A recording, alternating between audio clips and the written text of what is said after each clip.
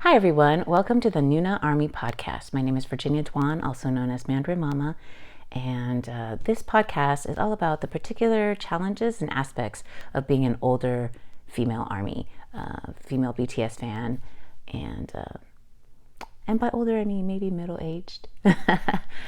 Today I wanted to talk about BTS's new single, Black Swan. I find the lyrics very interesting. The music, the art film that accompanies it is beautiful and full of symbolism, and the dance, and also kind of how it connects to Connect BTS. When I first saw this video, it was really overwhelming. I couldn't really process both the lyrics and the dance and the film at the same time, and so I kind of caught glimpses of both and was kind of just shocked. And so it had to sit with me. I had to listen to it on repeat for a long time for me to kind of get it and let the words sink in, and as well as the symbolism and reading what other people thought before I could finally settle into myself about my actual thoughts about this single. So if you've seen my reaction video, that's why I'm just like, just kind of stunned and didn't have, I don't know if I was very interesting in the video. I was very understated. My own husband was like, is this what a reaction video is? And I was like, dude, you haven't even seen any reaction videos. How dare you judge my reaction video? And he was like, well, I don't know. And he always gets mad that I give him that dumb sounding voice, but that's what he sounds like to me. He doesn't actually sound like that, but that's how I talk about him in my head. Now I've said too much, but it's okay because he's never going to listen to my podcast, so it's all right. I can tell you all my secrets. So yeah, I was just really overwhelmed, and I didn't really connect to it too deeply.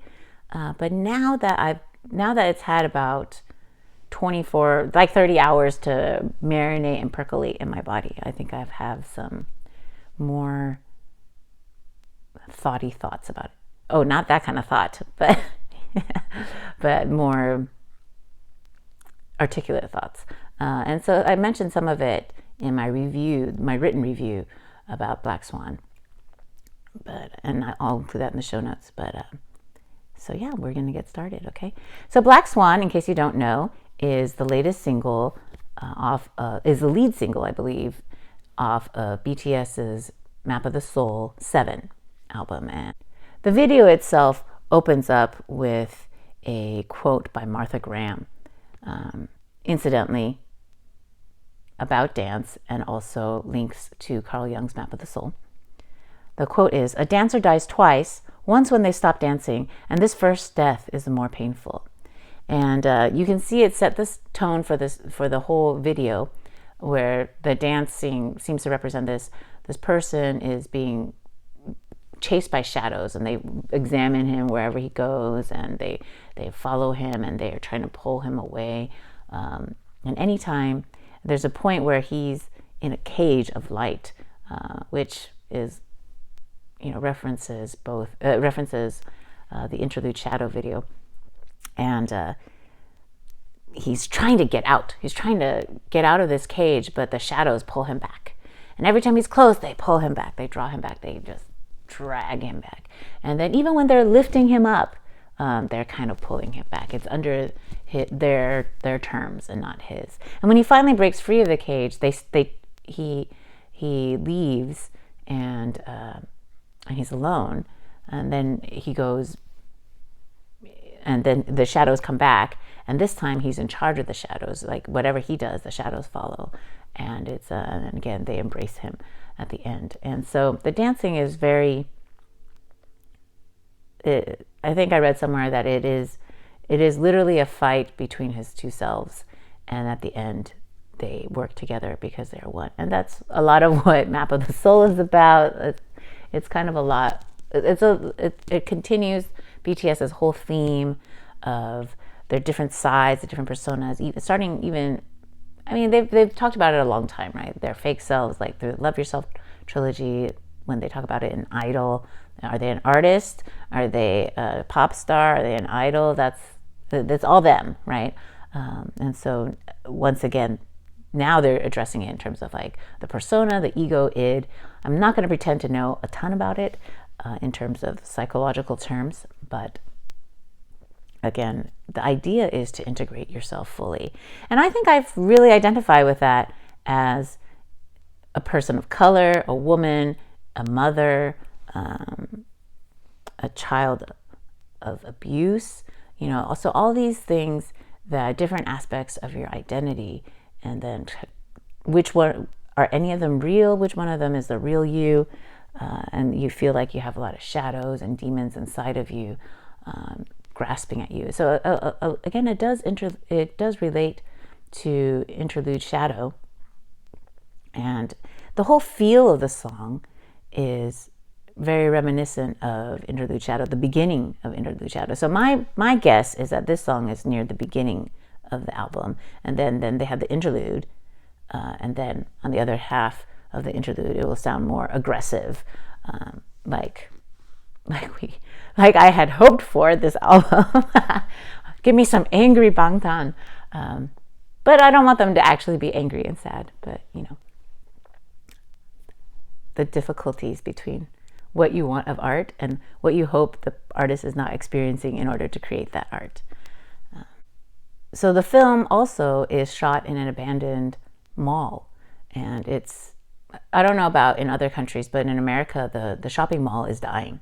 And when I was a kid, the shopping mall was where you went to go buy your things, and now it's just empty store after empty store, and they're trying to reclaim these malls either into public spaces, or reimagining them as office space or cooperative office spaces, or even turning them into medical buildings, because people are still going to the mall, but not as often, and you might as well have medical space there, I guess. So anyway, I find it very interesting because even in the location, the choice of locale, it is a type of space that is undergoing an identity crisis of sorts. And in regards to the lyrics really do talk about that death, that first death.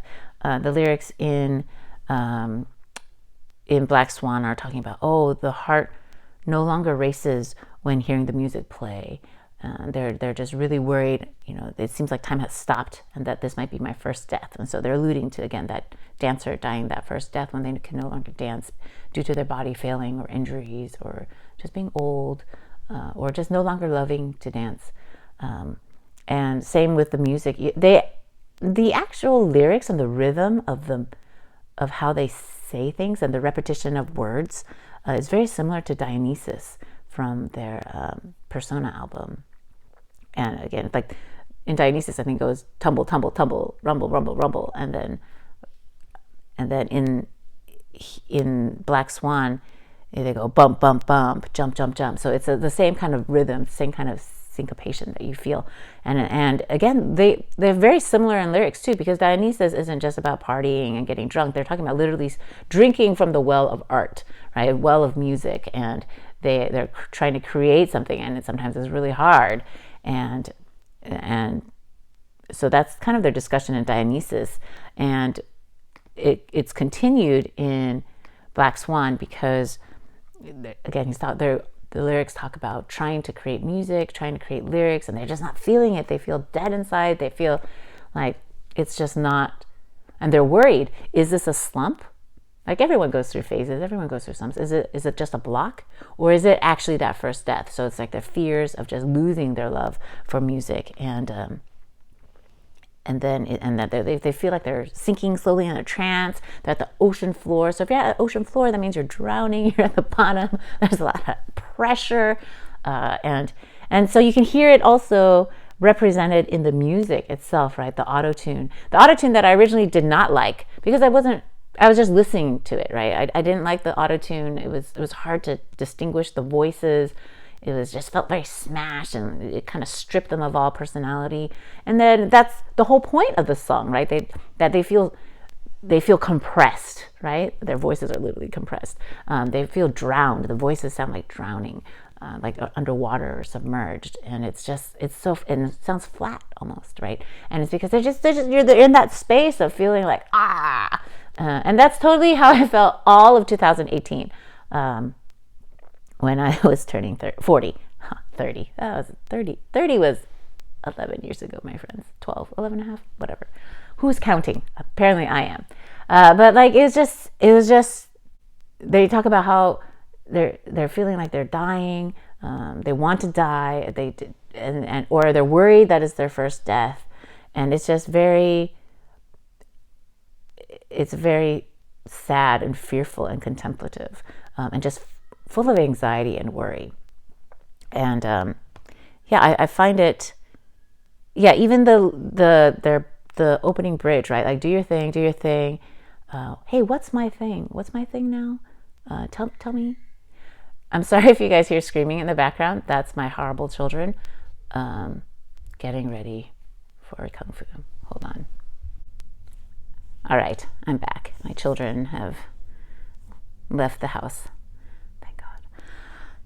So what we were talking about was, the opening lyrics of, oh, do your thing. What's my thing? Can you tell me what that is? Because they've lost it, right? They've lost what they identified as their thing for a long time. And if you've ever had a passion for something and then you got burnt out, then you totally understand that feeling, right? So for myself, I really resonate with these lyrics, not in terms of like a passion and burning out of a passion and like being afraid of a death, the first death, and like losing my passion in that way. Even though I'm a writer, I came back to being a writer versus I wrote for a long time and then got burned out and then came back to it. I think I've always loved writing and always enjoyed writing as a kid, but as an Asian American, it was really not an option. We had 4 options. We could be an engineer, a doctor, a lawyer, or a business person, right? You have these, and I thought I was going to be a doctor, which I am so not cut out to be a doctor, if only because I just really I don't enjoy it. But yeah, I think I've always wanted to write, but I just didn't. My only concept of writing was you had to write a book, write fiction, and I didn't realize that pretty much everything in the world requires some type of writing, right? So I never saw that as an option. I didn't see examples of people who were writers in the Asian American community, and so thus I did not know it was even an option for me. And I really wish it had been. And that's why I'm just really excited to see BTS blow up so big. I'm taking a quick detour, but that's why I'm so excited to see BTS blow up so big and K-pop be so popular in America.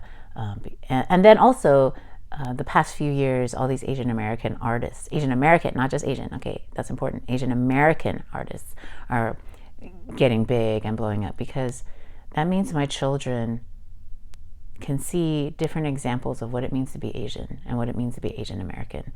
And because I had so few choices, and I'm so envious. I'm so envious of the options. And I'm by no means old, okay? And I have plenty of time left, and I feel like these past few years I've gotten a second chance to do things that I care about, and I'm trying to pursue those things like I talk about in episode 1, trying to be bold. But there's something to be said for youthful vigor, right? And so, BTS members are talking about how they're so tired and old at like mid to late 20s. But man, try that in your 30s and 40s. You're like, oh my God, waking up is so hard. And granted, I don't obviously have their schedule or work as hard, but it's not a measure of like objective degrees. It's a measure of how you personally experience something, right? So anyway, this was a whole long way to say that for me, the way I related and how this song resonated with me was my loss of identity once I became a mom, and just not knowing what to do with myself. I didn't quite understand that it was happening, and I had seen it a lot in movies and shows and like essays online, and I was like, oh, what is this trite crap? And I'm totally the type of person who will hate something just because it's popular, or like make fun of something because it seems so like trite, and then a decade later go, oops, it was me all along, my bad. For instance, like when I was applying for college at UCLA, I used to make fun of all the people who were undeclared majors, undecided, and I was like, oh, they're trying to find themselves. What's the find? You know, you're right there in front of you, blah blah blah. And I was making fun of them, and so I had chosen microbiology and molecular genetics because it sounded cool, and I told myself I was going to be a genetic engineer with no understanding of what that meant. I was 16 years old when I applied for colleges, and I started college at 17. What the hell do you know about anything at 16? Why should something you choose at 16 years old define the rest of your life, right? But in my head, I chose it at 16. I'm going to be consistent. I'm not one of those like wishy-washy people. When I make a decision, I do it. And so I suffered 4 years of a major that I despised, and I hated, and I just barely passed, all because of some like ill-found notion that some arbitrary decision that I made at 16 years old without all full information should define the rest of my life. And that's why I'm just really grateful for BTS, I think, because I think it's rare that people know so early what they want. But once you find that and then you pursue it wholeheartedly, then there's no excuse that, you know, they pursued it, right? And they went after their dreams. And I think that's I'm just really, really admire it. I think I talked about it in the second episode, right, about Suga and the audacity of wanting and of admitting your wants, and that takes a lot of vulnerability. And I just denied myself I'm so good at lying to myself for like 30, 40 years that I didn't understand what was happening. And it's not like I loved working prior to being a mom. I think for like 6 or 7 years before I became a mom, I was a financial advisor. I hated it. I knew I would hate it. I knew I would hate it when I went to interview for it, but I still went because I wanted to make my mom happy, and I was worried about her, and I wanted to move back up from LA to the Bay Area so that I could be with her. And she was by herself, and I was worried her eyes had problems, and I was just really worried. So I moved. My husband still complains to this day that I did not have any discussions with him. I just told him one day, I'm moving back up north. Deal with it. And he was like, so what if I didn't follow you? We would have broken up. And I was like, yeah, pretty much. I'm a heartless person, okay, people? I'm a horrible person. And to this day, he gives me so much shit about it. But, I mean, look at his face. Oh, you can't see if you're listening. But I have a good face, okay, people? And I have no problem saying it. And my scintillating personality and charm, and charisma, which you can totally hear through the podcast. So of course he followed me. I mean, what were his options? Well, now I sound mean. Yeah. But one can be mean and also accurate. Anyway.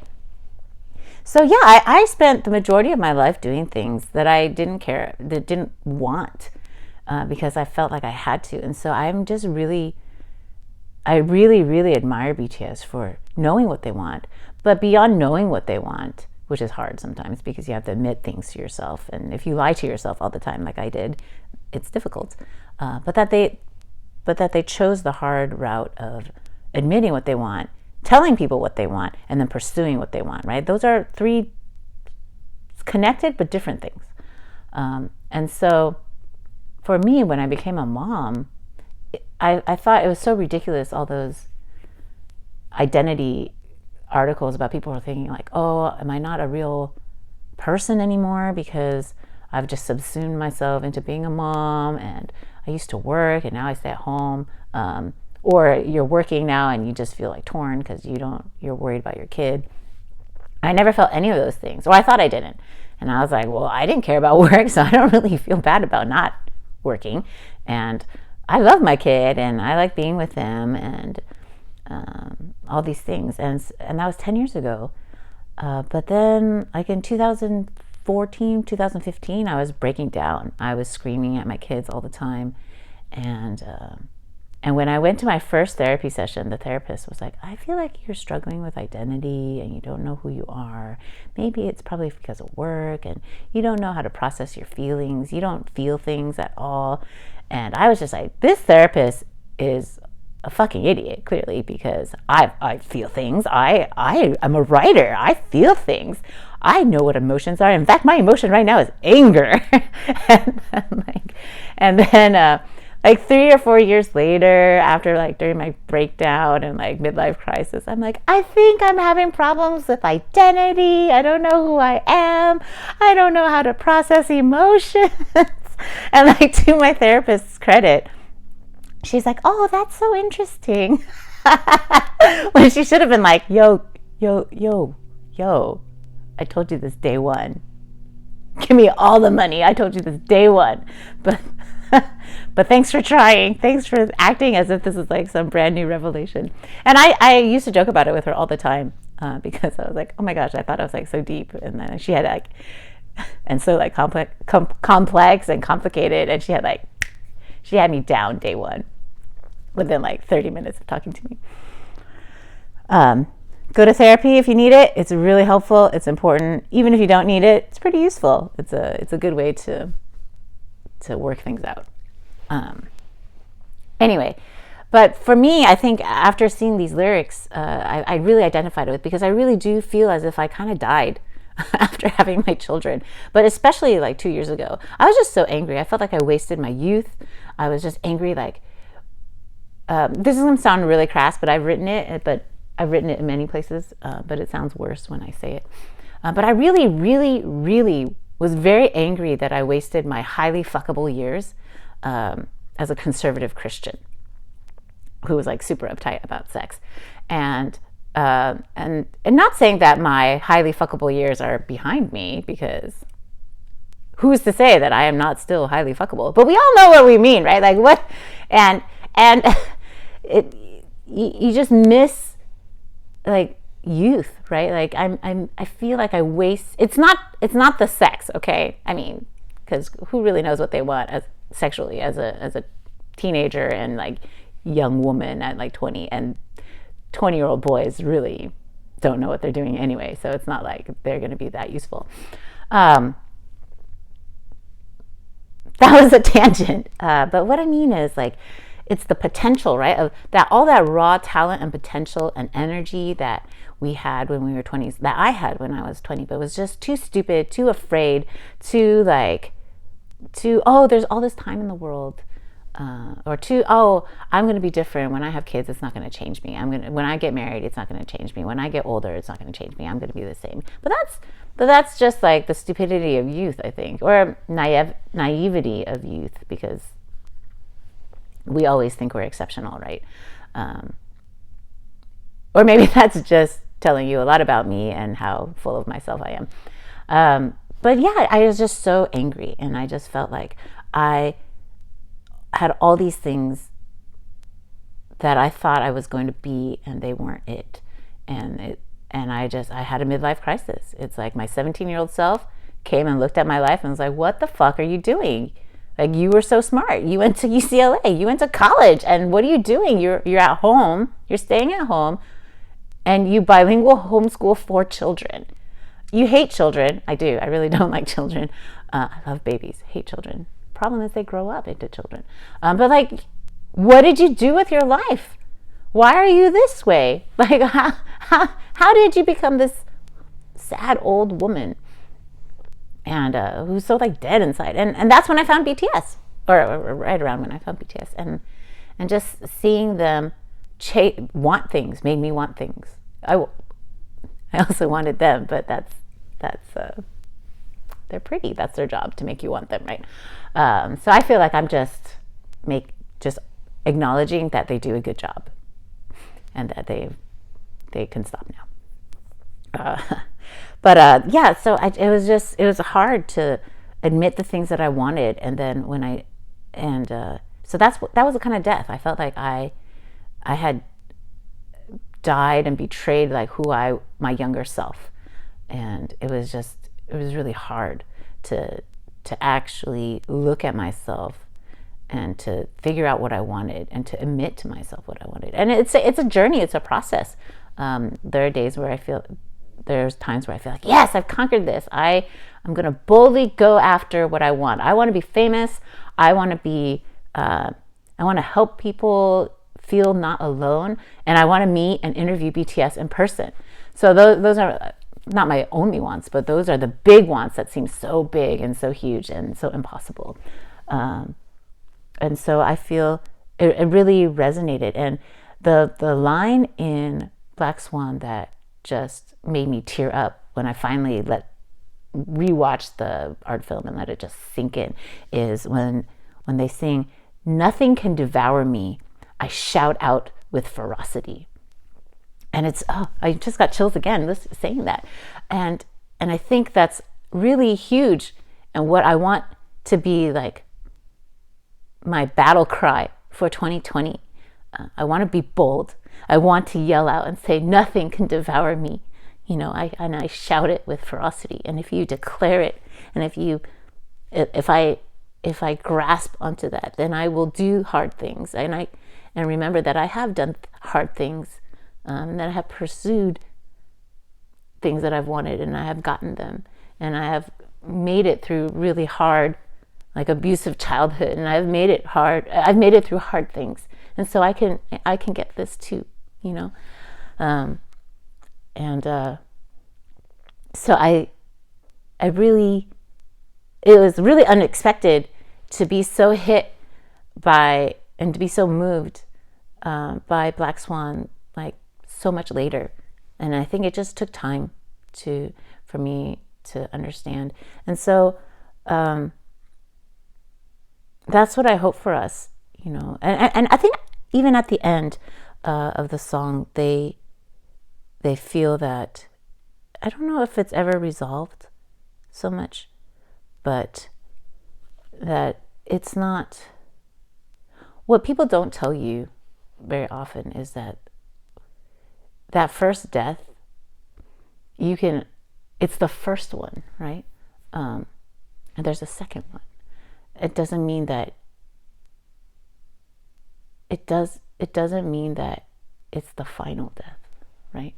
And that when certain things of yours die, when identities die, it's this concept. And I don't know actually if they discuss this in these songs, but this is just me talking now, all right? And that, well, they do discuss it in Spring Day, how like it's a cycle, right? You think a seed has to die in order to grow, right? Like it has to look like, it looks kind of like a death, right? And it, again, like in the Greek myths, Persephone has to go to Hades, and that's when spring, and because Demeter misses her, it goes from harvest to death, right? To the dying of the leaves, and then winter, and then on the other side of winter, there's spring, right? So same thing as with like Spring Day. They feel like they're dead inside, it's winter, but they're hoping and wishing for that spring day when they can bloom and their love can bloom again, whether it's love for themselves or love for that other person, or love in general, right? And so Black Swan, I think, is just a part of our journey and the journey of BTS, and that it captures a moment in time, right? It captures that moment of right before that first death, or right after that first death, or during that first death. But it is not where that story stops. It's not where the story stops. It's just a pause. And I think the benefit of being older is that we have experienced multiple deaths, multiple small deaths, death of our identity as like a single person. Or if you're still single, that might not apply. And I don't want to assume that you're a certain way because you're a certain age. But for me, it was when I had children, and I thought I had died. Because how could it be that I loved 4 people so much, and yet I hated my life? How could it be that I got everything that I wanted and still hated my life? And that's because I wasn't acknowledging the things that I wanted, and that I'm more than just children. I'm more than what the world says that I am, and that I can pursue these things. I did not expect to talk about this so much, but those are the thoughts that have been thinking inside of me. I hope. What did you think of Black Swan? Let me know, and you can always text me or tweet at me or email me, and I'm interested in your thoughts. Please like and subscribe if you are watching this on YouTube, and if you're listening to it as a podcast, please subscribe also. I hope you have a wonderful day, and bye.